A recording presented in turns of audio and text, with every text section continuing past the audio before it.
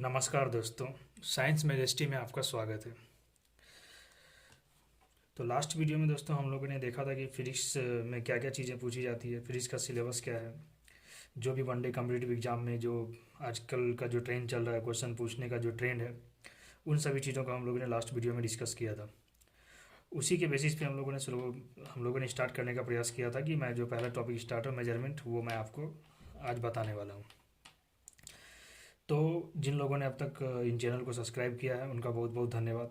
जो भी लोग आगे इस चैनल को सब्सक्राइब करेंगे उनका मोस्ट वेलकम है। इस चैनल से जुड़िए दोस्तों। यहाँ पे जो भी चीज़ें बताई जाएगी वो टोट सब के सब एग्ज़ाम ओरिएंटेड होगी। और एग्ज़ाम ओरिएंटेड एग्ज़ाम के अलावा कोई भी आलतू फालतू की बातें इस चैनल पर डिस्कस नहीं की जाएगी। सिर्फ और सिर्फ पढ़ाई से रिलेटेड चीज़ें बताई जाएगी। और आप खुद ही कुछ दिन इस चैनल से जुड़िए और आप खुद ही महसूस करेंगे कि आप पहले क्या जानते थे और आप में कितना चेंज बाद में आया। जो भी टॉपिक यहाँ पे बताया जाएगा उससे रिलेटेड एग्जाम में जितने भी क्वेश्चंस आए हैं वो सारे के सारे यहाँ पे क्लियर कर दिए जाएंगे। आप खुद ही सॉल्व करने लग जाएंगे और आपको का जो पहले का लेवल है और आज के लेवल में बहुत ज़्यादा अंतर आ जाएगा, आप देखिएगा खुद ही। तो चलिए दोस्तों, हम लोग पहला टॉपिक स्टार्ट करते हैं जिसका नाम है मेजरमेंट। तो जो मेजरमेंट है, तो मेजरमेंट में ये टॉपिक है, इसमें होता क्या है कि ये फिजिक्स का कोर टॉपिक है। मतलब सब फिजिक्स की शुरुआत यहीं से होती है। अगर आप इस टॉपिक को अच्छे कर लेते हैं तो आगे आने वाले फिजिक्स के जितने भी टॉपिक है उसमें आपकी पकड़ बहुत बेहतर हो जाती है। मतलब आगे जितने भी टॉपिक आप पढ़ेंगे, अगर इस टॉपिक की समझ आपकी बेहतर हो जाती है तो वो चीज़ आगे आने वाले टॉपिक में आपको दिक्कत नहीं होगी।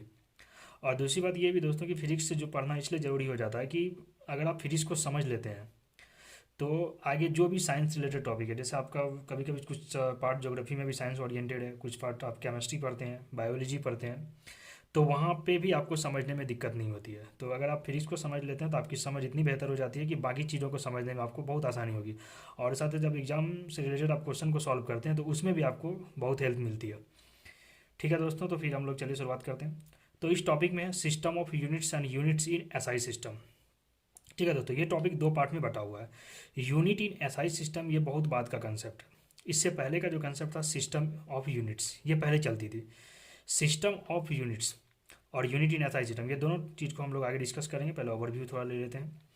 उसके बाद जो टॉपिक है वो हमारा यूनिट्स, काइंड्स ऑफ यूनिट्स। तो मात्रक के प्रकार, हिंदी में बोलेंगे मात्रक के प्रकार। और सिस्टम ऑफ यूनिट्स का मतलब है यूनिट के जो सिस्टम थे, पहले किस तरह के सिस्टम में चीज़ों को लिखा जाता था, क्या उनका यूनिट होता था, वो सब चीज़ों को देखेंगे। और यूनिट्स इन एसआई सिस्टम जो आज का सिस्टम है, आज जो पूरा इंटरनेशनली या ग्लोबली जो चीज़ एक्सेप्टेड है उसको हम लोग यूनिट इन एसआई सिस्टम के नाम से जानते हैं। तो हम लोग पहले देखते हैं काइंड्स ऑफ यूनिट, मात्रक के प्रकार। मात्रक के दो प्रकार होते हैं, एक होता है फंडामेंटल और बेसिक यूनिट। पहला जो टाइप है वो है फंडामेंटल और बेसिक यूनिट। जो दूसरा है वो है डिराइव यूनिट, जिसको व्युत्पन्न व्युत्पन्न मात्रक बोलते हैं। और फंडामेंटल और जो बेसिक यूनिट है उसको मूल मात्रक बोलते हैं। तो दोस्तों जो मूल मात्रक है वो 7 टाइप्स के होते हैं, उनका 7 प्रकार होते हैं। कभी कभी डायरेक्ट क्वेश्चन आ जाता है कि मूल मात्रक कितने प्रकार के होते हैं, तो वो 7 प्रकार के होते हैं। हम आगे देखेंगे भी 7 प्रकार में कौन कौन आते हैं और कैसे इनका मतलब फॉर्म हुआ।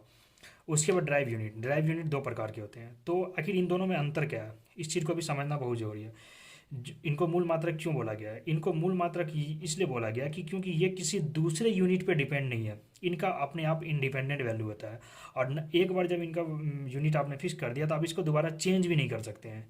इसमें दो बात ध्यान रखना, जो फंडामेंटल यूनिट है वो किसी दूसरे यूनिट पे डिपेंड नहीं करते हैं, इनका अपना ओरिजिनल वैल्यू होता है और आप इसको किसी दूसरे यूनिट में चेंज भी नहीं कर सकते हैं। और जो डेराइव यूनिट होता है इनको आप दूसरे यूनिट में बदल सकते हैं। और ये जो ड्राइव यूनिट होता है ये फंडामेंटल यूनिट पे बेस होता है, मतलब इसी से निकल के ड्राइव यूनिट आता है। ठीक है, तो कहने का सेंस ये हो गया जो व्युत्पन्न मात्रक है वो मूल मूल मात्रक से ही निकल के आती है। मतलब व्युत्पन्न मात्रक जो है मूल मात्रक पे डिपेंडेंट होता है। तो ये दोनों में अंतर है। एक एग्जाम्पल से समझते हैं इसको। जो फंडामेंटल यूनिट, जैसे हम लोग बोलते हैं टाइम, टाइम का यूनिट क्या होता है? सेकेंड। उसी तरह हम लोग बोलते हैं डिस्टेंस, डिस्टेंस को हम लोग किस में मेजरमेंट करते हैं? मीटर में। या लेंथ, लेंथ जो हम लोग होता है लेंथ को हम लोग मीटर में मेजरमेंट करते हैं। उसे टेम्परेचर, टेम्परेचर को केल्विन में मेजरमेंट करते हैं। तो ये फंडामेंटल यूनिट्स में आते हैं। उसी तरह ड्राइव यूनिट हम लोग सब, जैसे हम लोग बोलते हैं स्पीड, तो स्पीड को हम लोग किस मीटर प्रति सेकेंड में या किलोमीटर पर आवर में। तो वहाँ पे दो चीज़ आपको देखने को मिलती है, एक मीटर भी देखने को मिला और एक सेकेंड भी देखने को मिला, किलोमीटर भी देखने को मिला और आवर भी देखने को मिला। तो इसका मतलब क्या, उसमें दो चीज़ें ऐड हो गई। मतलब किलोमीटर भी है और सेकेंड भी है, मीटर भी है और सेकेंड भी है, किलोमीटर भी है और आवर भी है। तो मतलब वो डिपेंड है, तो इसलिए इसका नाम पड़ा है ड्राइव यूनिट। और ये जो फंडामेंटल यूनिट है उसी पे डिपेंड है ये। ठीक है, तो ये दोनों का अंतर आपको समझ में आ गया होगा। तो आगे हम लोग देखते हैं कि सिस्टम ऑफ यूनिट्स में क्या है कि जो यूनिट के जो सिस्टम पहले चलते थे, मतलब एसआई सिस्टम आने से पहले, तो उनमें जो पहला सिस्टम चलता था वो था सीडीएस सिस्टम। सीडीएस सिस्टम का मतलब होता है कि इसमें C4 होता सेंटीमीटर, G4 होता ग्राम और S4 होता सेकेंड। और इस सिस्टम को फ्रेंच लोगों के द्वारा दिया गया था, इसीलिए इस सिस्टम का नाम पड़ता फ्रेंच सिस्टम। जो सीडीएस सिस्टम है ये फ्रेंच लोगों के द्वारा दिया गया था, इसलिए इस सिस्टम का नाम है फ्रेंच सिस्टम। तो सीडीएस सिस्टम में क्या होता है, सेंटीमीटर होता है, ग्राम होता है और सेकेंड होता है। ये तीन चीज़ आप ध्यान रखेंगे, किसी भी चीज़ को जो मेजरमेंट करते थे वो सीडीएस सिस्टम में, सेंटीमीटर में, ग्राम में और सेकेंड में। उसके बाद जो दूसरा था वो है FPS सिस्टम। एफ का मतलब हो गया फुट, पी का मतलब हो गया पाउंड और एस का मतलब हो गया सेकेंड, और इसका नाम है ब्रिटिश सिस्टम। जो FPS सिस्टम है ये ब्रिटिशर्स के द्वारा दिया गया था, इसलिए इसका नाम पड़ा ब्रिटिश सिस्टम। और ब्रिटिश जो ब्रिटेन में काफ़ी यूज किया जाता उन दिनों इन सिस्टम का, इसीलिए इनका नाम पड़ गया ब्रिटिश सिस्टम। ठीक है, तो पहले हम लोगों ने सीडीएस सिस्टम देखा, और ये फ्रेंच लोगों के द्वारा फ्रेंच सिस्टम इसको बोलते हैं। और दूसरा FPS सिस्टम, फुट, पाउंड और सेकेंड, और ये ब्रिटिश के द्वारा इसको ब्रिटिश सिस्टम बोलते हैं। और तीसरा जो सिस्टम आता है वो होता है MKS सिस्टम। इसमें क्या होता है, इसमें होता है आपको मीटर हो गया, किलोग्राम हो गया और सेकेंड हो गया। यहाँ पे एक चीज़ देखिएगा, जो सेकेंड है तीनों में कॉमन है, S4 सेकेंड वो तीनों में था। तो MKS सिस्टम को हम लोग मैट्रिक सिस्टम बोलते हैं, और इस MKS सिस्टम को लाने वाले साइंटिस्ट थे जिनका नाम था एंटोनियो लवेजियर। एंटोनियो लवेजियर को हम लोग फादर ऑफ मॉडर्न केमिस्ट्री भी बोलते हैं। आधुनिक रसायन विज्ञान का जो पिता है वो एंटोनियो लवेजियर को बोला जाता है, और MKS सिस्टम को लाने का श्रेय उन्हीं को दिया जाता है। और इसी MKS सिस्टम से उत्पत्ति हुई आपका SI सिस्टम की, क्योंकि SI सिस्टम को लाने में MKS सिस्टम का बहुत बड़ा योगदान है। क्योंकि MKS सिस्टम जो है काफ़ी दिन तक चला था, ये जब SI सिस्टम नहीं बना था तो MKS सिस्टम पे बेस ही सारी चीज़ें चलती थी। ठीक है, तो हुआ क्या कि जब ये तो हिस्टोरिकल बैकग्राउंड आपको समझ में आ गया, सिस्टम ऑफ यूनिट्स मतलब ये तीन सिस्टम होते हैं। यहाँ पे क्वेश्चन क्या बनेगा, यहाँ पे क्वेश्चन एग्जाम में आपसे ये पूछ लिया जाएगा कि इनमें से कौन सिस्टम ऑफ यूनिट्स के प्रकार नहीं है, मतलब मात्रक के प्रकार नहीं है, जिसमें मेजरमेंट नहीं किया। ये तीन ऑप्शन दिए रहेंगे, कोई चौथा और रहेगा, तो आप उसको टिक करना। तो एक बार यहाँ पे एक बहुत बेहतरीन क्वेश्चन बन जाता है और लोग उसमें गलती कर देते हैं। कभी कभी ये भी आ जाता है कि FPS सिस्टम में पी किस चीज़ को इंडिकेट करता है, तो आपको ध्यान रखना होगा, पाउंड को इंडिकेट करता है। MKS सिस्टम में के किसको इंडिकेट करता है, तो किलोग्राम को इंडिकेट करता है। कभी कभी कैल्विन भी दे देगा, क्विंटल भी दे, आप कन्फ्यूज कर जाएंगे। तो इसलिए इन चीज़ों को एक बार अच्छे से आप लोग समझ लीजिए। ठीक है दोस्तों, फिर हम लोग आगे बढ़ते हैं। तो मैट्रिक सिस्टम से ही बेस है हमारा SI सिस्टम, इसी से इसकी उत्पत्ति हुई। और मैट्रिक सिस्टम लाने में जो श्रेय दिया जाता है एंटोनियो लवेजियर को दिया जाता है, उनका बहुत बड़ा योगदान था इसमें। आगे हम लोग देखते हैं, कुछ दिनों तक यह सिस्टम चला, फिर बंद हो गया। उसके बाद आया हमारा SI सिस्टम। ठीक है, सिस्टम ऑफ यूनिट्स जो है कुछ दिन तक चला, उसके बाद ये बंद हो गया। फिर उसके बाद हमारे पास क्या है, SI सिस्टम। अब देखिए, कभी कभी अभी तक ऐसा क्वेश्चन देखने को नहीं मिला है कि SI सिस्टम का फुल फॉर्म क्या होता है, लेकिन फिर भी आप जानिए, भविष्य में हो सकता है कभी पूछ ले। तो इसको जो ओरिजिनल इसका फुल फॉर्म होता है वो होता है system international D units. System international D units, ये इसका ओरिजिनल फुल फॉर्म है। लेकिन जो हमारा ट्रेडिशनली जो हम लोग यूज करते हैं या बोलचाल में हम लोग बोलते हैं, इंटरनेशनल सिस्टम ऑफ यूनिट्स या सिस्टम ऑफ इंटरनेशनल यूनिट्स, दोनों नाम से इसको जाना जाता है। तो आप दोनों को याद रखिएगा। तो कभी ऑप्शन में या तो आएगा तो सिर्फ यही आएगा, या नहीं तो ये आएगा। ठीक है, जो SI सिस्टम आया, SI सिस्टम का जो डेवलप हुआ था 1960 में हुआ था, ये भी डेट आप याद रखेंगे। 1960 में इस सिस्टम की शुरुआत हुई, और जो SI सिस्टम आया वो MKS सिस्टम से ही विकसित किया गया था, जो यहाँ पे हम लोगों ने डिस्कस किया था। MKS प्रणाली से इसको डेवलप किया गया था। उसके बाद SI सिस्टम जो है इंडिया में, मैंने बताया था MKS सिस्टम जो है पूरे वर्ल्ड वाइज काफ़ी दिन तक ये चला, लेकिन 1957 में ये सिस्टम इंडिया में इनेक्ट हो गया था, अप्रैल 1957 में, जिससे हमारा दशमलव प्रणाली की शुरुआत हुई थी। उसी टाइम से ये SI सिस्टम इंडिया में चल रहा था, लेकिन जिसको हम लोग मैट्रिक सिस्टम बोलते हैं, ये वाला सिस्टम चल रहा था, और इसी में आगे सुधार हुआ तो फिर हमारा ये बन गया SI सिस्टम। ठीक है, तो आप देखेंगे MKS सिस्टम में, और ये तो इसका बैकग्राउंड हो गया दोस्तों, ये हम लोगों ने देख लिया। अब आगे हम लोग बढ़ते हैं। ठीक है दोस्तों, तो हम लोगों ने SI सिस्टम को देखा, अब SI सिस्टम को आगे हम लोग देखते हैं। तो SI सिस्टम में जो मूल मात्रक की संख्या वो 7 है। जैसे हम लोग पहले भी हम लोगों ने देखा, जो उसको समझने का प्रयास किया, SI पद्धति में मूल मात्रक की संख्या 7 है। तो उसमें से कौन कौन है, जो 3 थे वो पहले से थे, जिसको MKS सिस्टम बोलते हैं। ये 3 पहले से था, जिसको मैट्रिक सिस्टम। बाद में इसमें 4 चीज़ें ऐड हो गई, जैसे कैल्विन हो गया, एम्पियर हो गया, कैंडला हो गया, मोल हो गया। ये 4 बाद में इसमें ऐड हुआ, टोटल 7 हो गया। तो यहाँ पे पहला बेसिक क्वेश्चन ये बन जाता है कि मूल मात्रक की संख्या कितनी है। कई बार एग्जाम में आ चुका है, तो ये 7 है, ये आपको ध्यान में रखना है। ठीक है, अब क्वेश्चन ये आता है कि कभी आपको ये दिया रहेगा कि 4 ऑप्शन दिए रहेंगे, पूछेंगे इनमें से कौन मूल मात्रक नहीं है, या इनमें से कौन मूल मात्रक है। तो आपको ये सभी 7 को भी याद करना पड़ेगा, तभी आप उस क्वेश्चन को आंसर आसानी से दे सकते हैं। तो हम लोग इसको देखते हैं।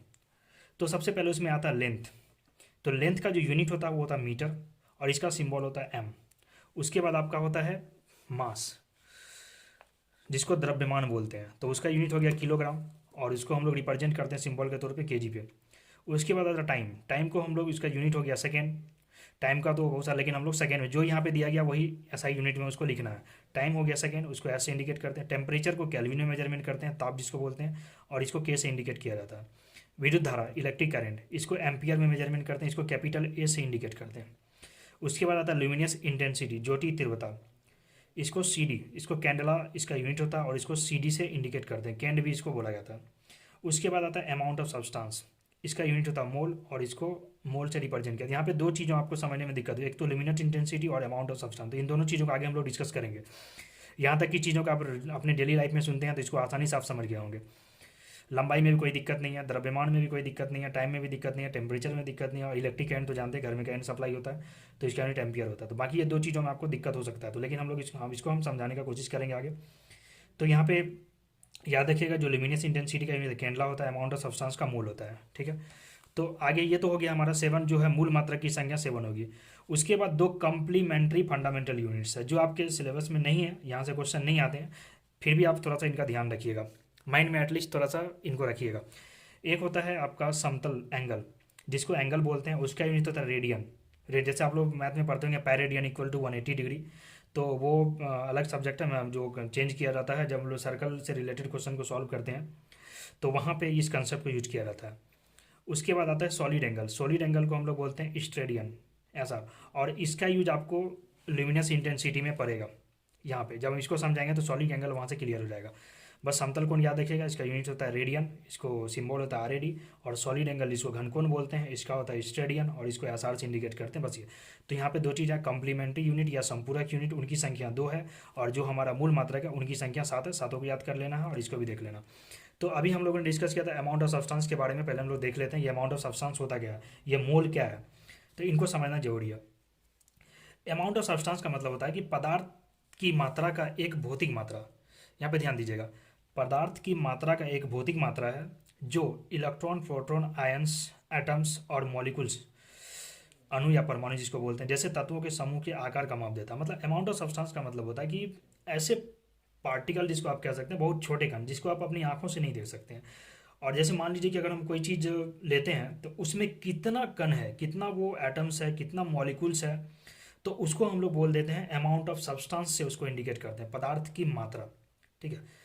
तो जैसे तत्व समूह का आकार का माप देती है, तो इसको जो पदार्थ की मात्रा है वो कितनी है, तो उसको रिप्रेजेंट करने के लिए एक चीज़ आया जिसका नाम है एवोगाड्रो नंबर, जिसको एवोगाड्रो नियतांक बोलते हैं। साइंटिस्ट एवोगाड्रो, उन्हीं के द्वारा दिया गया था। तो एवोगाड्रो ने बताया था कि ये एक्सपेरिमेंटल वैल्यू है, इसको एक्सपेरिमेंट करके निकाला गया है, तब ये चीज़ लिखी गई है। काफ़ी इस पर रिसर्च हुआ था फर्स्ट टाइम में, जिनके बाद ये वैल्यू को दिया गया था एवोगाड्रो नंबर को। तो अमाउंट ऑफ सब्सटेंस आप समझ गए होंगे, पदार्थ की मात्रा क्या है। उसके बाद किसी, आप सीधा समझिए, किसी एलिमेंट में जो इलेक्ट्रॉन, प्रोटॉन, आयंस, एटम्स या मॉलिक्यूल्स जो भी होते हैं, उनके समूह को हम लोग पदार्थ की मात्रा बोलते हैं, अमाउंट ऑफ सब्सटेंस बोलते हैं। तो उसको इंडिकेट जो किया जाता है वो एवोगाड्रो नंबर के थ्रू बताया जाता है कि कितना संख्या में वो है, ठीक है। और ये काफ़ी बड़ा नंबर है, आप इसको देखेंगे तो आपको समझ में आएगा। तो एवोगाड्रो नंबर का डेफिनेशन ये भी कभी कभी पूछ लेता है कि Avogadro number, what is Avogadro number, तो 4 ऑप्शन दिए रहेंगे, तो आपको यहाँ भी समझना जरूरी है। तो एवोगाड्रो नंबर को दो, ये क्या है, कॉम्पेरेबल वैल्यू, इसको कंपेयर करके निकाला गया। तो एवोगाड्रो नंबर का definition, number of units in 1 mole of any substance, किसी सब्सटेंस का एक मोल में, जैसे हमने बताया कि अमाउंट ऑफ सब्सटेंस का यूनिट क्या होता है, मोल होता है, तो उसी चीज़ को देखिए यहाँ पर रिप्रेजेंट किया गया, नंबर ऑफ यूनिट इन 1 मोल। यहाँ पे ये ध्यान दीजिएगा, एक मोल, ये वर्ड काफ़ी इंपॉर्टेंट है। एक मोल में जो पदार्थ की मात्रा होती है, जो सब्सटेंस होता है, नंबर ऑफ यूनिट्स होता है, उसी को हम लोग एवोगाड्रो नंबर बोलते हैं। और एवोगाड्रो नंबर एक नंबर है, वो एक संख्या है। यहाँ पे क्या ध्यान दिया, number of units in 1 mole of any substance, किसी भी सब्सटेंस के एक मोल में जितना नंबर ऑफ यूनिट्स होगा उसी को हम लोग एवोगाड्रो नंबर बोलेंगे। ये तो इसका पहला डेफिनेशन हो गया। इसको दूसरा क्या किया, दूसरा डेफिनेशन इसका निकाला गया कि कार्बन का, कार्बन से इसको कंपेयर किया गया। कार्बन से कैसे कंपेयर किया गया वो भी देखिए, as there are atoms in 12 gram of carbon. Carbon का एटॉमिक नंबर 6 होता है और उसका एटॉमिक मास 12 होता है। तो इसका कहने का मतलब है कि कार्बन के 12 ग्राम में जितना नंबर ऑफ एटम्स होगा उसको हम लोग एवोगाड्रो नंबर बोलेंगे। अब देखिए यहाँ पे कितना बेहतरीन क्वेश्चन बन जाता है, अगर आ जाएगा तो फिर दिमाग का तार तोड़ देगा। तो इसको समझना बहुत जरूरी है। जैसे एवोगाड्रो नंबर बोला कि इसका दो डेफिनेशन हो गया, number of units in 1 mole of any substance, किसी सब्सटेंस के 1 मोल में जितना नंबर ऑफ यूनिट्स होगा उसको एवोगाड्रो नंबर बोलेंगे। इसका दूसरा डेफिनेशन है कि number of atoms in 12 gram of carbon, carbon के 12 ग्राम में जितना नंबर ऑफ एटम्स होगा उसको हम लोग एवोगाड्रो नंबर बोलेंगे। तो ये दो चीज़ें एवोगाड्रो नंबर से रिलेटेड हो गई। ठीक है, इसको ऐसे भी आप समझ सकते हैं कि जैसे मान लीजिए कि हम लोग एक क्वेश्चन यहाँ पे लेते हैं कि आपसे पूछेगा कि 2 मोल में 2 मोल में नंबर ऑफ एटम्स कितना होगा, कितना होगा। तो आप इसको आसानी से निकाल सकते हैं कि 1 मोल में आप जानते हैं कि 6.022 इंटू 10⁻23 एटम्स होते हैं, बस इसी को याद रखना है। 2 मोल का पूछेगा तो आप 2 मोल यहाँ पे निकाल देंगे। जैसे एक आम का दाम इतना हो गया तो 2 आम का कितना है, तो 2 मोल को आप इसको इंटू कर देंगे 6.022 इंटू 10⁻23 से, तो आपका नंबर ऑफ एटम्स निकल जाएगा। कभी कभी ऐसे क्वेश्चन एग्जाम में आ जाते हैं, जैसे पूछेगा कि 2 मोल में कितने नंबर ऑफ एटम्स होंगे, तो आप ऐसे बता सकते हैं। या कभी कभी डायरेक्ट एग्जाम में क्वेश्चन आ जाता है कि एवोगाड्रो नंबर का वैल्यू कितना होता है, तो एवोगाड्रो नंबर का वैल्यू आपको यही बताना 6.022 इंटू 10⁻23 मोल। क्लियर है। अब जब यूनिट मेजरमेंट हम लोग देख लिया तो आखिर इन चीज़ों का जो हेड क्वार्टर वो कहाँ है, तो head quarter of international bureau of weight and measure, ये पेरिस में पड़ता है, याद रखिएगा। International bureau of weight and measurement का जो हेड क्वार्टर है वो कहाँ है, पेरिस में है। ठीक है, तो चलिए दोस्तों इसके आगे का टॉपिक को हम लोग देखते हैं। ठीक है दोस्तों, तो हम लोगों ने देख लिया, अब आगे हम लोग बढ़ते हैं इस टॉपिक में। तो आगे जो इसका आगे का जो कंसेप्ट है वो है कि use of prefix with a unit. जैसे कोई किसी यूनिट को किसी दूसरे यूनिट में चेंज करना, जैसे मीटर को सेंटीमीटर में या किलोमीटर को आपको मीटर में चेंज करने के लिए, इस तरह की जो चीज़ें आती है वो यहाँ पे देखना होगा आप लोग को। तो इसमें जो कन्वर्जन है उसको एक बार आपको याद कर लेना है। जैसे यहाँ पे देखिए क्या है कि डेका है, हेक्टो है, डेका हेक्टो किलो है, मेगा है, गीगा है, टेरा है, पेटा है, एक्जा है, जेटा है और येटा है। तो आप इसको कैसे याद करेंगे, आप इसको 2-3 बार ऐसे पढ़िएगा, deca hecto kilo mega giga tera peta exa, deca hecto kilo mega giga tera peta exa. तो आप इसको 4-5 बार ऐसे पढ़ेंगे तो आपको यहाँ तक याद हो जाएगा। अब इसको याद कैसे करना है, ये तो यहाँ तक याद कर लिया, बाकी 2 लास्ट में याद कर लीजिएगा। तो डेका का मतलब होता है 10⁻1, ये बड़ा यूनिट है, याद ध्यान रखिएगा। ये सब जितने भी यूनिट्स है ये बड़े यूनिट के लिए यूज किए जाते हैं, डेका हेक्टो किलो ये बड़ा यूनिट है।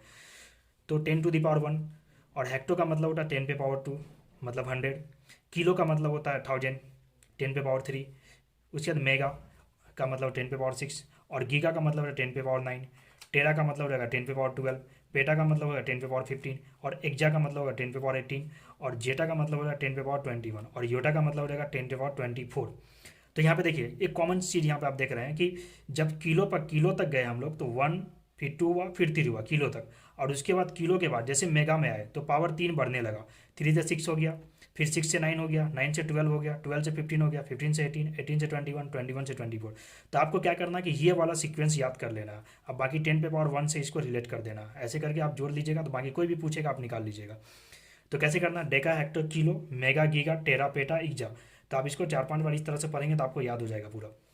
ठीक है, अब यहाँ पे इसका इंडिकेट इंपॉर्टेंट है, जो इसको यूज किया जाता है, डेका को डी से इंडिकेट किया जाता है, हेक्टो को एच से इंडिकेट किया जाएगा, किसी अभी आगे हम लोग देखेंगे, किलो को के से, मेगा को एम से, गीगा को जी से, टेरा को कैपिटल टी से, और पेटा को कैपिटल पी से, एक्जा को कैपिटल ई से, जेटा को कैपिटल जेड से, और योटा को वाई से। आप इसका नाम से ही देखेंगे, जो पहला अक्षर लेटर है ऑलमोस्ट उसी को लिया गया है।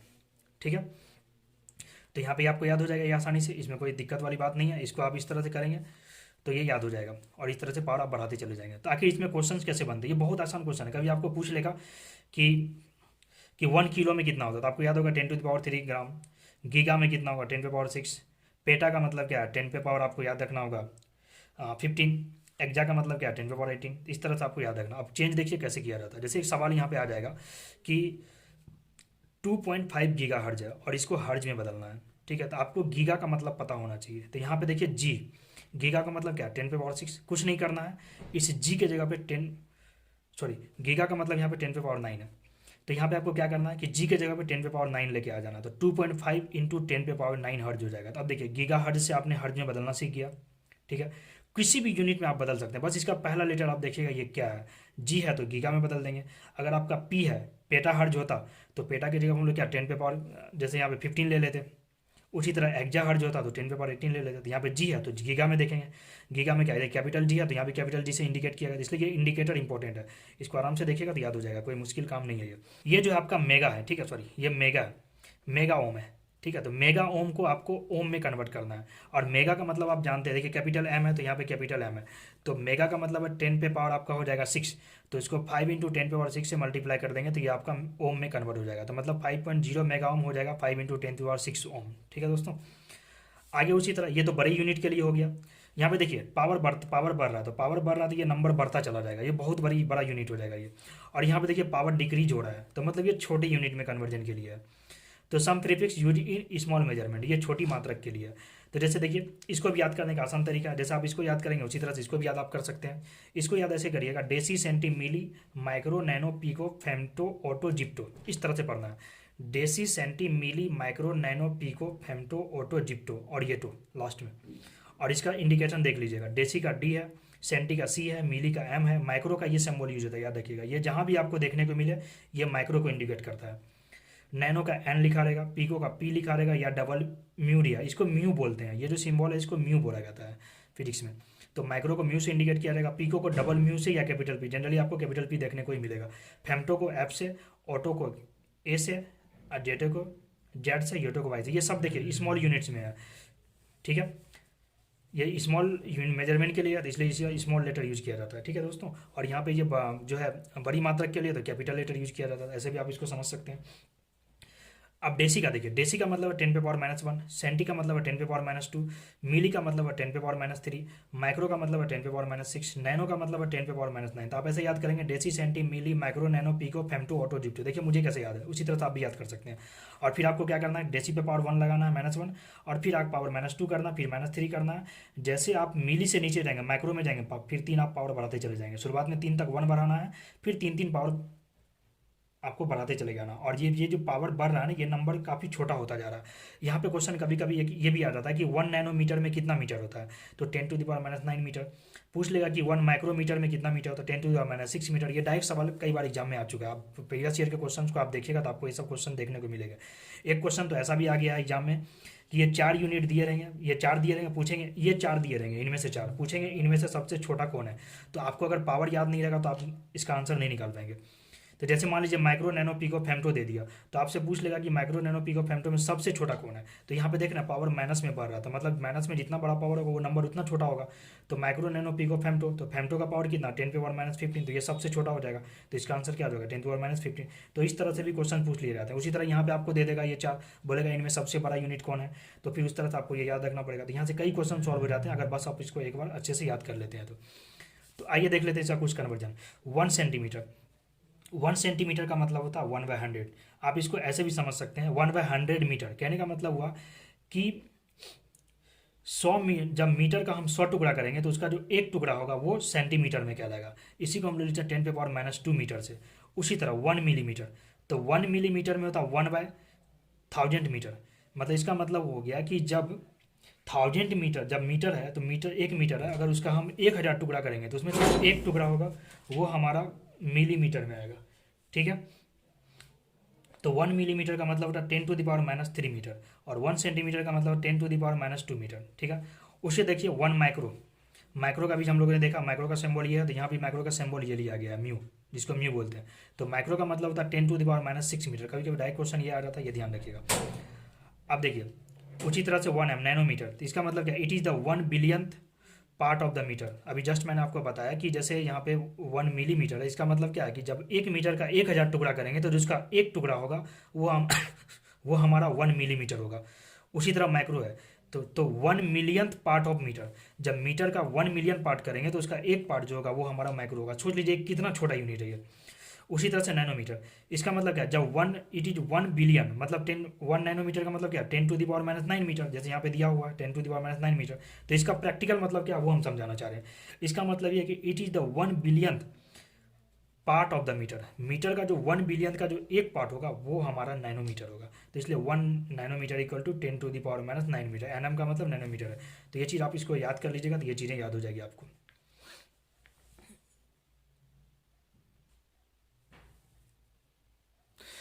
ठीक है दोस्तों, हम लोगों ने इन चीज़ों को देख लिया और इससे रिलेटेड क्वेश्चन भी हम लोग करेंगे, तो सारी चीज़ आपकी क्लियर। बस आपको एक बार ये याद होना बहुत जरूरी है। तो एक बार इसको आप वीडियो को पॉज करके आप इसका नोट्स बना सकते हैं, और मैं तो इसका कोशिश करूंगा कि मैं इसका पीडीएफ आपको टेलीग्राम ग्रुप पे डाल दूं, ग्रुप बना के, और वहाँ पे आप लोग टेलीग्राम से जुड़ जाएगा, वहाँ पे आपको इसका पीडीएफ मिल जाएगा दोस्तों। ठीक है दोस्तों, तो ये मैंने अपने हाथों से लिखा दोस्तों। मैं भी चाहूँगा कि आप इसको एक बार मेहनत करें और अपनी हैंड रिटेन नोट्स बनाएं। उससे क्या फ़ायदा होगा, आपको लिखते लिखते बहुत सारी चीज़ें आपको याद हो जाएगी, आपको मेहनत नहीं करना पड़ेगा बहुत ज़्यादा।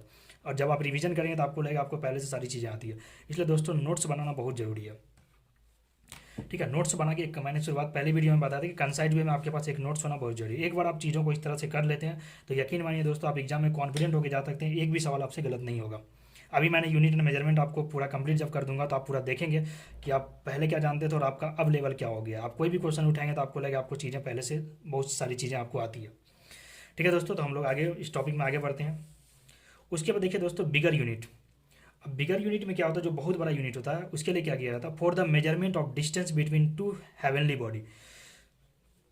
इस मतलब जो बहुत बड़ा मास है, जैसे मान लीजिए अर्थ और सन के बीच का डिस्टेंस मेजरमेंट करना है, तो अर्थ और मून के बीच का डिस्टेंस मेजरमेंट करना है, या किसी दो प्लेनेट के बीच का डिस्टेंस मेजरमेंट करना है, तो उसके लिए हम लोग यूज करते हैं ये हेवनली बॉडी। इसीलिए बिगर यूनिट इसके लिए यूज किया जाता है। ये डिस्टेंस आप किलोमीटर में मेजरमेंट नहीं करते। कोई आपसे पूछेगा कि यहाँ से जो है सन का डिस्टेंस कितना किलोमीटर है, तो आपको बोलने में उटांग पुटांग लगेगा और आप सही से बोल भी नहीं पाएंगे। तो उसके लिए जो है 3 तरह के यूनिट्स ज़्यादा यूज किए जाते हैं। क्या नाम दिया जाता है वो हम लोग देखते हैं। तो उसमें से 3 तरह के यूनिट्स यूज किए जाते हैं। जो पहला है वो है, क्योंकि किलोमीटर बिगर यूनिट के लिए काफ़ी छोटा पड़ जाता है, तो इसीलिए इसको कन्वर्जन के लिए ये यूनिट लाया गया है।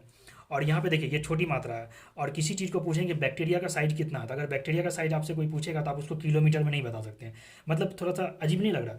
तो उसके लिए हम लोग क्या लाते हैं, माइक्रोमीटर में बताते हैं या नैनोमीटर में बताते हैं, क्योंकि बहुत छोटा है। बैक्टीरिया हो गया, वायरस हो गया, जिसको हम लोग देख भी नहीं सकते नग्नी आंखों से, तो उसके लिए हम लोग क्या करते हैं, ये यूनिट यूज करते हैं, जिसको अभी हम लोगों ने आपको इसके आपके सामने अभी इसको बताया। तो हम लोग देखते हैं बिगर यूनिट। बिगर यूनिट में क्या है कि बिगर यूनिट का यूज किया जाता है, समझिए कि 2 हेवनली बॉडी के लिए इसको यूज किया जाता है। जो 2 हेवनली बॉडी का डिस्टेंस मेजरमेंट करने के लिए इस यूनिट को हम लोग यूज करते हैं। तो इसमें 3 चीज़ें आती है। पहला इसमें आता है कि एस्ट्रोनॉमिकल यूनिट, जिसको एयू बोलते हैं, कैपिटल ए कैपिटल यू, इसको भी हम लोग देखेंगे। दूसरा आता है लाइट ईयर, और तीसरा आता है पार्सेक। ठीक है, इससे डायरेक्ट क्वेश्चन आ जाता है कि 1 एस्ट्रोनॉमिकल यूनिट का मतलब क्या है, लाइट ईयर का मतलब क्या है, पार्सेक का मतलब क्या है। डायरेक्ट डेफिनेशन से क्वेश्चन आता है दोस्तों। तो और कभी कभी वैल्यू भी इसका पूछ लिया जाता है। तो इसलिए इन चीज़ों को आप एक बार क्लिस्टर क्लियर होकर देख लीजिए, क्वेश्चन गलत होने का गुंजाइश ही नहीं रहेगा। तो हम लोग देखते हैं एस्ट्रोनॉमिकल यूनिट को सबसे पहले, उसके बाद देखेंगे लाइट ईयर, फिर हम लोग देखेंगे पार्सेक। ठीक है दोस्तों, तो अब हम लोग बिगर यूनिट को देखते हैं। जैसे बिगर यूनिट में हमने 3 यूनिट को बताया कि 3 यूनिट होते हैं जो ज़्यादा कॉमनली यूज किए जाते हैं। एक होता है एस्ट्रोनॉमिकल यूनिट, दूसरा होता है लाइट ईयर, तीसरा होता है पार्सेक। यहाँ पे कभी कभी डेफिनेशन से क्वेश्चन आ जाता है कि एस्ट्रोनॉमिकल यूनिट का मतलब क्या है, और यहाँ पे बोलेगा इनमें से कौन सा स्टेटमेंट एस्ट्रोनॉमिकल यूनिट के बारे में सही है। तो आपको इसका कंसेप्ट क्रिस्टल क्लियर होना जरूरी है। तो देखिए एस्ट्रोनॉमिकल यूनिट का मतलब क्या है, 1 astronomical unit is equal to the mean distance between earth and sun. मतलब जो एस्ट्रोनॉमिकल यूनिट जो यूज किया जाता है अर्थ और सन के बीच का डिस्टेंस को मेजरमेंट करने के लिए, ये मीन मतलब हो गया औसत दूरी, एवरेज दूरी डिस्टेंस के लिए। ठीक है, तो पूछ लेगा कि 1 एस्ट्रोनॉमिकल यूनिट का मतलब क्या है, तो इसका मतलब है कि 1 astronomical unit is the equal to the mean distance between earth and sun. मतलब ये हुआ कि अर्थ और सन के बीच की जो औसत दूरी है उसी को हम लोग 1 एस्ट्रोनॉमिकल यूनिट बोलते हैं। तो अब इसका वैल्यू पूछ लेता है कि 1 एस्ट्रोनॉमिकल यूनिट का वैल्यू कितना। तो यहाँ पे देखिएगा 1 एस्ट्रोनॉमिकल यूनिट का वैल्यू होता है 1.496 इंटू 10⁻11 मीटर। 1 एस्ट्रोनॉमिकल यूनिट का वैल्यू होता है 1.496 इंटू 10⁻11 मीटर। ठीक है दोस्तों, तो एस्ट्रोनॉमिकल यूनिट क्लियर हो गया। ये बहुत बड़ा डिस्टेंस है और इसको मेजरमेंट करने मीटर में हम लोग नहीं बता सकते हैं, ये पावर में हम लोग इसको बताते हैं, इसको 1 AU बोलते हैं। और ठीक है दोस्तों, तो आगे देखिए लाइट ईयर। लाइट ईयर का मतलब होता है कि और light year is the distance travel by light in vacuum in 1 year. यहाँ पे एक वर्ड ध्यान दीजिएगा कि कहीं के बुक में लिखा था वैक्यूम वर्ड यहाँ पे यूज नहीं किया जाता। ये वैक्यूम मतलब निर्वात, जिसको हम लोग बोलते हैं, मतलब प्रकाश के द्वारा निर्वात में 1 साल में जितनी दूरी तय की जाती है उसी को हम लोग लाइट ईयर बोलते हैं। मतलब 1 ईयर समझना बहुत जरूरी है। मतलब प्रकाश के द्वारा 1 साल में निर्वात में जितनी दूरी तय की जाती है उसी को लाइट ईयर बोलते हैं, जिसको हम लोग ने यहाँ पे इंग्लिश में लिख दिया दोस्तों। तो 1 लाइट ईयर क्या है, एक डिस्टेंस है। ठीक है। कभी कभी लोग ये कन्फ्यूज कर जाते हैं, 1 लाइट ईयर का मतलब 1 साल समझ लेते हैं, तो 1 साल नहीं है दोस्तों, 1 लाइट ईयर का मतलब है मतलब लाइट के द्वारा जो 1 साल में जो दूरी तय की जाती है उसी को हम लोग लाइट बोलते हैं, लाइट ईयर बोलते हैं, ठीक है। तो इसका वैल्यू कितना होता है आप आसानी से निकाल सकते हैं। लाइट ईयर का एक तरह का डिस्टेंस है, डिस्टेंस इक्वल टू क्या आता है, स्पीड इंटू टाइम, स्पष्ट बात है। डिस्टेंस इक्वल टू क्या आता है, स्पीड इंटू टाइम। और यहाँ पे स्पीड किसका लेंगे, लाइट का स्पीड लेंगे, जो 3 × 10⁸ मीटर पर सेकेंड होता है लाइट का स्पीड। आपको पता है दुनिया में सबसे तेज स्पीड इसी का 3 × 10⁸ मीटर पर सेकेंड। और इस स्पीड को कैलकुलेट करने का जो काम किया था एक साइंटिस्ट है जिसका नाम था रोमर, वो चीज़ को भी आपको ध्यान रखना, कई बार क्वेश्चन आया हुआ है। तो स्पीड ऑफ लाइट ले लेंगे और टाइम ले लेंगे। टाइम क्या है यहाँ पे, 1 ईयर है, आपको इसको किस में लेके चले जाना, सेकेंड में लेके चले जाना। तो 1 ईयर में आपको ध्यान रखना है कि 365 दिन होते हैं। दिन से फिर हम लोग घंटा में जाएंगे तो 24 से इंटू करेंगे, फिर घंटा से हम लोग किस में जाएंगे, मिनट में जाएंगे, 60 से इंटू करेंगे, फिर मिनट से सेकेंड में जाएंगे तो फिर 60 से इंटू करेंगे। तो इन सभी को जब ये समझ गए दोस्तों ये कैसे आया, जैसे टाइम इन 1 ईयर है तो 1 ईयर में कितना दिन होता है, 365 दिन, तो 365 लिए।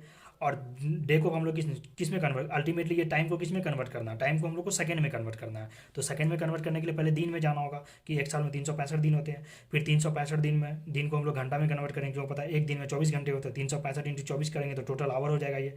और फिर आपको पता है कि 1 आवर में 7 मिनट होते हैं, फिर इन सभी को 60 से इंटू कर देंगे यहाँ तक, तो ये हमारा टोटल आवर में कन्वर्ट, सॉरी मिनट में कन्वर्ट हो जाएगा। अब फिर इसको अगेन 60 से इंटू करेंगे तो ये सेकंड में कन्वर्ट हो जाएगा, ठीक है दोस्तों। तो यहाँ पे देखिए ये सेकंड ऊपर है, ये सेकंड नीचे है, मीटर प्रति सेकंड, सेकंड सेकंड कैंसिल हो जाएगा, बचेगा मीटर। तो इसको जब ओवरऑल मल्टीप्लाई कर लीजिएगा तो यह आ जाएगा 9.46 इंटू 10⁻15 मीटर। या इसी को किलोमीटर में बदलना है तो हमको क्या करना होगा, इसको 1000 से डिवाइड करना होगा, जो आ जाएगा 9.46 इंटू 10⁻12 किलोमीटर। ये डायरेक्ट क्वेश्चन आ जाता है दोस्तों कि 1 एस्ट्रोनॉमिकल यूनिट का वैल्यू कितना होता है, 1 लाइट ईयर का वैल्यू कितना होता है। तो 1 लाइट ईयर का जो वैल्यू होता है वो तो 9.46 इंटू 10⁻15 मीटर या 9.46 इंटू 10⁻12 किलोमीटर। ये दोनों चीज़ आपको ध्यान में रखना है। तो ये दोनों चीज़ें क्लियर होगी। अब हम लोग आते हैं पार्सेक। पार्सेक क्या है, पार्सेक थोड़ा सा प्रैक्टिकल टर्म है, इसको थोड़ा सा देखिएगा, आगे हम इसको और क्लियर करेंगे। 1 parsec is the distance from where the semi major axis orbit of earth subtend at an angle 1 second. 1 second में अर्थ का जो सेमी मेजर एक्सिस है के द्वारा ऑर्बिट पे जो एंगल सबटेंड किया जाता है उसी को 1 पार्सेक बोलते हैं। तो 1 पार्सेक का बस आपको वैल्यू रखना है कि 1 पार्सेक का वैल्यू कितना होता है, 3.26 लाइट ईयर। या फिर कभी पूछ लेगा 1 पार्सेक का मतलब क्या है, तो आप ये चीज़ ध्यान रखिएगा, 1 parsec is the distance from where the semi major axis. ये ध्यान रखिएगा, एक्सिस दो तरह का देखिए, माइनर होता है कि मेजर होता है। तो यहाँ पे मेजर एक्सिस जो बड़ा एक्सिस होता है उसके द्वारा जो ऑर्बिट पे जो एंगल सबटेंड किया जाता है 1 सेकेंड में, और वो जो दूरी होता है उसी को हम लोग 1 पार्सेक बोलते हैं। और 1 पार्सेक का वैल्यू होता है 3.26 लाइट ईयर, ठीक है दोस्तों, इसको ध्यान रखिएगा। तो यहाँ पे 3 चीज़ें क्लियर होगी दोस्तों, एस्ट्रोनॉमिकल यूनिट्स, लाइट ईयर और पार्सेक, ठीक है। ठीक है दोस्तों, आप लोगों ने इसको देख लिया, तो अब कुछ स्पेशल यूनिट्स है उसको हम लोग देखने का कोशिश करते हैं। जैसे एक आता है आपका एंगस्ट्रम, ठीक है, एंगस्ट्रम इसको बोलते हैं। It is the 10⁻⁻10 part of metre. Angstrom जो है 1 एंगस्ट्रम का जो वैल्यू होता है 10⁻⁻10 मीटर, ठीक है। और एंगस्ट्रम में जो वेवलेंथ होता है, लाइट का वेवलेंथ, जिसको हिंदी में तरंगदैर्ध्य बोलते हैं, इसको मेजरमेंट के लिए करने के लिए एंगस्ट्रम का यूज किया जाता है। पहले यूज किया जाता था, अभी भी करते हैं, लेकिन अभी मोस्टली जो है वो नैनोमीटर यूज करते हैं एंगस्ट्रम के लिए, ठीक है। लेकिन अभी ये ध्यान रखना है कि एंगस्ट्रम में किस चीज़ को मेजरमेंट किया जाता है, वेवलेंथ को मेजरमेंट किया जाता है। It is use in wavelength of light, light का तरंगदैर्ध्य बताने के लिए एंगस्ट्रम का यूज किया जाता है। तो 1 एंगस्ट्रम इक्वल टू 10⁻⁻10 मीटर। कभी कभी डायरेक्ट क्वेश्चन आ गया था कि 1 एंगस्ट्रम का वैल्यू कितना होता है, 10⁻10 मीटर। या 3 एंगस्ट्रम का पूछेगा तो 3 से इंटू कर देंगे, ठीक है दोस्तों। ये आपसे बोलेगा कि नैनोमीटर से एंगस्ट्रम में जाइए, हम सब करके दिखाएंगे, 1-2 सवाल लेंगे जिससे आपका क्लियर हो जाएगा। तो बस आप याद रखिएगा 1 एंगस्ट्रम का वैल्यू कितना होता है, 10⁻⁻10 मीटर। एक आगे देखिएगा फर्मी, एक यूनिट फर्मी भी है। फर्मी क्या, it is a 10⁻⁻15 part of metre, ठीक है। 10⁻⁻15 पार्ट मीटर का जो होगा वो होगा 1 फर्मी के बराबर। तो आप ऐसे समझ सकते हैं 1 फर्मी इक्वल टू 10⁻⁻15 मीटर, ठीक है दोस्तों। तो ये भी याद रखना है। तो कभी कभी 1 फर्मी पूछेगा, 1 फर्मी इक्वल टू क्या होता है, तो 1 एंगस्ट्रम। ये क्वेश्चन पहले आते थे, आज के जो अभी का जो ट्रेंड है दोस्तों वो इस तरह का क्वेश्चन नहीं आता है। लेकिन फिर भी आपको जो अभी का ट्रेंड में जो क्वेश्चन आ रहा है उस क्वेश्चन का आंसर करने के लिए आपको ये सारी चीज़ें पता होनी चाहिए, तभी आप उसका सही से आंसर कर पाएंगे। अभी मैं 1-2 क्वेश्चन आपको करके दिखाऊंगा, क्वेश्चन किस तरह के आ रहे हैं आजकल, और ये आगे आने वाले टाइम में किस तरह के क्वेश्चन पूछे जाएंगे। रटने से काम नहीं चलेगा, प्रैक्टिकल हो गया। थोड़ा सा देखिए, अभी हमने जितनी चीज़ों आपको समझाने का कोशिश किया, उम्मीद है कि आप सब चीज़ समझ गए होंगे। और थोड़ा सा कुछ क्वेश्चन बुक के करेंगे तो आपको सारी चीज़ें क्लियर हो जाएगी। कुछ अब बेसिक यूनिट और भी है, उनको हम लोग देखते थे। 1 मीटर, 1 मीटर का मतलब होता है 10⁻³ मिलीमीटर, ठीक है। और 1 फीट, 1 फीट का मतलब होता है 0.305 मीटर। एक फीट का जो वैल्यू होता है 0.305 मीटर। ये सब बेसिक यूनिट है दोस्तों, ये आपको पता होना चाहिए। 1 फीट इक्वल टू 0.305 मीटर। कुछ और भी देख लेता हूँ। डिकेड, डिकेड का मतलब क्या होता है? डिकेड का मतलब होता है 10 ईयर्स, मतलब 10 साल के पीरियड को हम लोग डिकेड बोलते हैं। सेंचुरी का मतलब जानते हैं 100 ईयर्स, जो 100 ईयर का पीरियड होता है उसको सेंचुरी बोलते हैं। उसके बाद आता है मिलेनियम। मिलेनियम का मतलब होता है जो 1000 साल का जो ईयर होता है उसको हम लोग मिलेनियम बोलते हैं। ठीक है दोस्तों।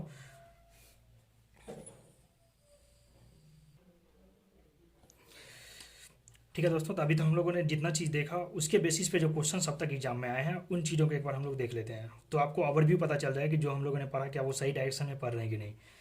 जैसे पढ़ना इंपॉर्टेंट नहीं है, उससे ज़्यादा जरूरी कि दोस्तों क्या चीज़ पढ़ना है और क्या नहीं पढ़ना है, ये सबसे ज़्यादा जरूरी चीज़ होता है। अदरवाइज आप मेहनत करते रह जाएंगे, फिर आप रिजल्ट रिजल्ट अल्टीमेटली रिजल्ट नहीं होगा, आपको बहुत तकलीफ होगी। तो इसलिए जरूर साइंस में सबसे पहले, साइंस एक समंदर है दोस्तों, तो उन समंदर में से क्या क्या चीज़ों को पढ़ना है, एग्जाम ओरिएंटेड चीज़ें क्या होती है उनको समझना बहुत जरूरी है। और मेरा टारगेट वही रहेगा, जो एग्जाम ओरिएंटेड चीज़ें हैं उसी को मैं आप तक पहुँचाऊँ और आप उसको देखिए और एग्जाम में अपने परफॉर्मेंस को बेहतर करें। तो यहाँ पे देखिए दोस्तों, मैं 3-4 क्वेश्चन लिया हूँ जो अभी तक हम लोगों ने डिस्कस किया उसके बेसिस पे। एक क्वेश्चन देखिए दोस्तों, IAS प्री 2008 में पूछा गया था ये क्वेश्चन। UPSC दो प्री का 2008 का क्वेश्चन है। अगर आप ये सर देखिए क्वेश्चन आपको कितनी आसानी से सॉल्व हो जाएगी, आपको अंदाजा भी नहीं लगेगा। कह रहा है कि 6 फीट लंबे व्यक्ति की ऊंचाई नैनोमीटर में कैसे व्यक्त की जाएगी। मतलब कोई आदमी 6 फीट का है और उसकी लंबाई को आपको नैनोमीटर में बताना है। ये 4 ऑप्शन दिए हुए हैं, इनमें से कौन सा से उस पर आपको टिक करना है। पहला क्वेश्चन ये, इसको मैं भी सॉल्व करूंगा। दूसरा क्वेश्चन है कि 1 माइक्रोन लंबाई प्रदर्शित करता है, मतलब 1 माइक्रोन जो है ये किसके बराबर होता है, इनमें से कौन से स्टेटमेंट इसके लिए सही होगा। ठीक है, या फिर आप जानते हैं कि 1 माइक्रो 10⁻⁻6 लेकिन मीटर होता है, लेकिन यहाँ पे 10⁻�6 मीटर नहीं दिया हुआ है, तो इसको सेंटीमीटर में कन्वर्ट करके दिया, तो मतलब 10⁻⁻6 में जाइए मीटर में, और फिर मीटर को सेंटीमीटर में कन्वर्ट कर लीजिए, फिर आपका आंसर आ जाएगा। इस तरह से आप जान सकते हैं। उसके बाद है लंबाई की न्यूनतम इकाई का, ये भी देखिए UPPCS प्री में क्वेश्चन आया हुआ है। ये UPPCS मेंस में आया हुआ था, ये UPPCS प्री में, और बाकी और जितने भी एग्जाम में क्वेश्चन आते हैं वनडे कम्पिटिटिव में वो इससे आसानी क्वेश्चन आए हुए हैं। जो मुझे अच्छा क्वेश्चन लगा वो मैंने यहाँ पे पिकअप किया है और मैं आपको बता रहा हूँ। लंबाई की न्यूनतम इकाई क्या है, मतलब इसमें देखिए माइक्रोन है, नैनोमीटर है, एंगस्ट्रम और फर्मीमीटर है। तो मतलब इनमें से सबसे छोटा यूनिट कौन है लंबाई का।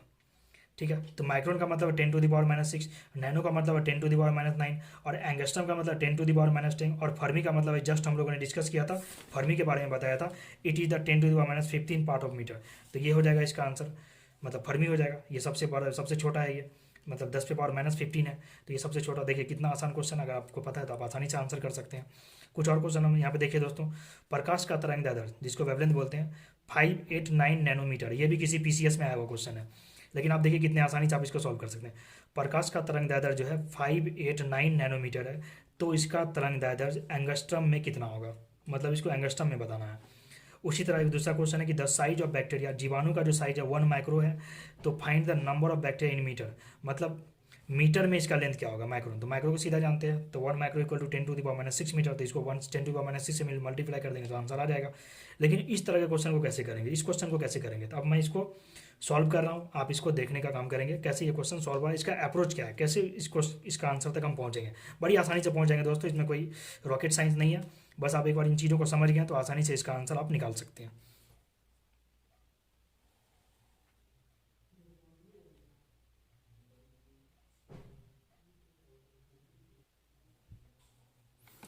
ठीक है दोस्तों, तो यहाँ पे मैंने एक क्वेश्चन लिया, IAS प्री 2008 का क्वेश्चन है ये।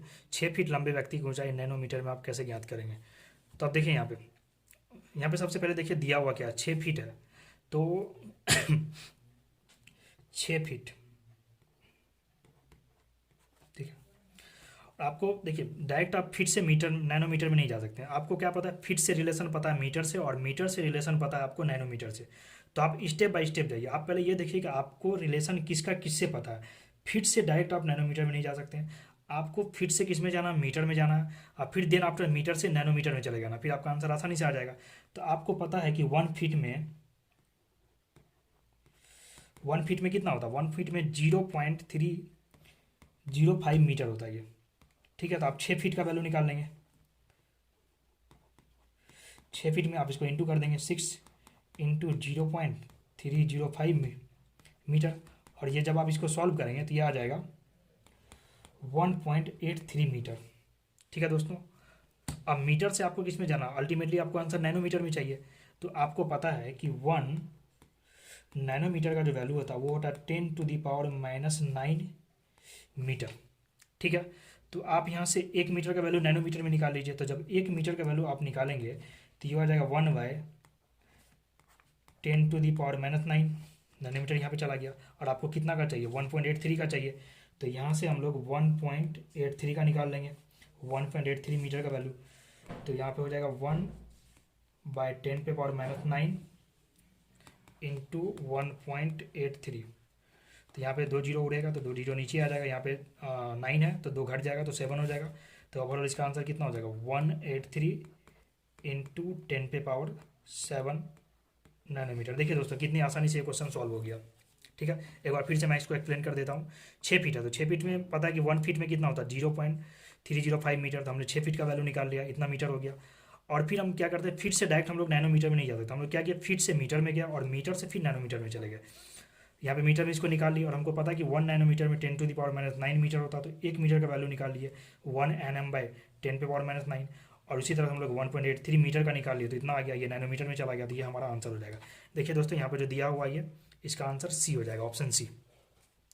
ठीक है, आइए आगे हम लोग नेक्स्ट क्वेश्चन को देखते हैं।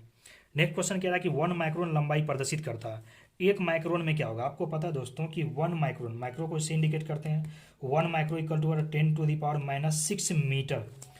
ठीक है, और यहाँ पे देखिए आपको मीटर में नहीं दिया हुआ, 10⁻⁻6 सेंटीमीटर दिया हुआ है, 10⁻⁻4 सेंटीमीटर दिया हुआ है, यहाँ पे 1 मिलीमीटर दिया, 1 मीटर दिया, ये भी नहीं होगा। तो आपको यहाँ पे सेंटीमीटर में दिया, तो आप सेंटीमीटर में चले जाइए। यहाँ पे मीटर है तो इसको सेंटीमीटर में बदलने के लिए क्या करना होगा, कुछ नहीं करना, इसको 100 से इंटू कर दीजिए, क्योंकि 1 मीटर में 100 सेंटीमीटर होता है, इसलिए इतना में 100 से इंटू कर देंगे। तो यहाँ पे जो आपको आंसर आ जाएगा 10 यहाँ पे 6 है तो 2 पावर में है, तो यहाँ 10⁻⁻6 इंटू यहाँ पे 10⁻2 हो जाएगा प्लस में। तो 6 में से 2 चला जाएगा, 4 हो जाएगा। तो यहाँ पे आपका आएगा 10⁻⁻4 सेंटीमीटर। ये आपका सेंटीमीटर में हो गया। तो यहाँ पे देखिए कौन सा ऑप्शन है, ये ऑप्शन आपका सही हो जाएगा। अब यहाँ पे पूछा जा रहा है कि लंबाई का न्यूनतम इकाई क्या है। तो जो लंबाई का न्यूनतम यूनिट है माइक्रोन, माइक्रोन का मतलब 10⁻�6, नैनो का होता है 10⁻⁹, और एंगस्ट्रम का मतलब होता है 10⁻10, और फर्मी का होता है 10⁻15। तो आपका क्या आंसर हो जाएगा, फर्मी हो जाएगा। सबसे छोटा ये हो जाएगा, तो फर्मी पर आप टिक कर देंगे। उसी तरह से देखिए एक क्वेश्चन, ये बहुत बेहतरीन क्वेश्चन है, ये भी किसी एग्जाम में आया हुआ। यहाँ पे कह रहा है कि प्रकाश का जो तरंग दैर्ध्य वेवलेंथ है वो 589 नैनोमीटर है। तो इसका तरंग दैर्ध्य आपको एंगस्ट्रम में कितना होगा। तो अब नैनोमीटर से एंगस्ट्रम में जाना है, तो आप कैसे चलेंगे, आप क्या करिए कि नैनोमीटर से मीटर में चले जाइए। कैसे जाना है ये आपको पता है, सब रिलेशन मैंने पीछे बता दिया, आप पलट के देखेंगे सब क्लियर हो जाएगा। तो यहाँ पे आपको दिया हुआ, देखिएगा इसको, 589 नैनोमीटर। आपको पता है कि 1 नैनोमीटर में कितना मीटर होता है, 10⁻⁻9 मीटर होता है।